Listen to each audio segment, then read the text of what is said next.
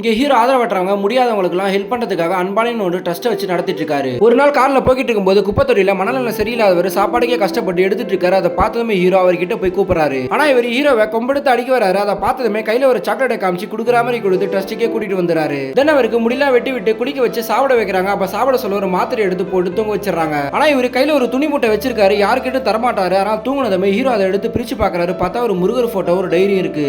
So இதை open பண்ணி படிக்கும் போது தான் இவர் தமிழ்நாட்டிலே பெரிய பணக்காரரான முருகப்பட் சென்டார் டவர்ஸோட ஓனர்னு. ஆக்சுவலா இவர் பெரிய முருக பக்தனா இருக்காரு. 3ஆம் கிளாஸ்லாம் படிச்சிருக்காரு. இருந்தாலுமே உழைப்ப மட்டுமே நம்பி நேர்மையா உழைச்சு இந்தியாவிலே பெரிய தொழிலதிபரா வளர்ந்து நிக்கிறாரு. ஆனா இவருக்கு எல்லா வசதியும் கிடைச்சும் பொண்டாட்டி மட்டும் ஒழுங்கா அமையலன்னு சொல்லிட்டு முருகர் கிட்ட வேண்டிட்டு இருக்காரு. ஆனா இவரோட வைஃப் ஏழையா இருக்கும்போது இவர் மேல ரொம்ப அன்பா இருப்பாங்க. இப்ப பணம் வந்ததுமே இவர் தப்பான வழியில் தான் போவாருன்னு சொல்லிட்டு இவங்களே முடிவு பண்ணி இவர்கிட்ட சண்டை போட ஆரம்பிக்கிறாங்க. அப்ப இவர் பெரிய டெக்ஸ்டைல் ஒன்று ஆரம்பிக்கிறேன்னு சொல்லிட்டு ஒய்ஃப் கிட்ட சொல்றாங்க. ஆனா இவங்க அதை ஆரம்பிச்சீங்கன்னா நிறைய பொண்ணுங்களா வருவாங்க, நீங்க ஒழுங்கா இருக்க மாட்டீங்கன்னு சொல்லிட்டு வேணாம்னு சொல்றாங்க. இருந்தாலுமே டெக்ஸ்டைல் கடையெல்லாம் ஓபன் பண்ணி பொண்ணுங்களெல்லாம் வேலைக்கு வைக்கிறாரு. அப்பன்னு பாத்தீங்களோட வைஃப் வந்து ஒரு பொண்ணு கண்ணாடியை பார்த்துட்டு இருக்கா. அவங்கள பார்த்ததுமே என்னோட புருஷன மயக்க தான் இப்படிலாம் பண்றேன்னு சொல்லிட்டு அசிங்கப்படுத்துறாங்க. இது தெரிஞ்சுமே அவரே வந்து இந்த பொண்ணுகிட்ட சாரி சொல்லி இனிமேல் நீ வேலைக்கு வர வேணாம், உனக்கான சம்பளத்தை மாசம் மாசம் அனுப்பி விடுறேன்னு சொல்லி போக சொல்றாரு. ஆனா இந்த பொண்ணு அவர் வேலையே செய்யாம சம்பளம் கொடுக்குறாருன்னா அவர் எவ்வளவு நல்ல மனுஷனா இருப்பாருன்னு சொல்லிட்டு புருஷன் இருக்கும்போதே அவரை பத்தியே பேசிட்டு இருக்கா. சோ இதை கேட்ட இந்த பொண்ணோட புருஷனுமே டேரக்டா இவர்கிட்டே வந்து என்னோட பொண்டாட்டி நீங்க தான் கல்யாணம் பண்ணீங்கன்னு சொல்லிட்டு விட்டுட்டு போறான். தென் இவர் சாமியார் கிட்ட போய் இந்த விஷயத்தான் சொல்றாரு. முருகருக்குமே 2 பொண்டாட்டி தான், அதனால நீ வச்சிருக்கிறதுல ஒன்றும் தப்பு இல்லைன்னு சொல்லிட்டு கல்யாணம் பண்ணி வச்சிடறாங்க.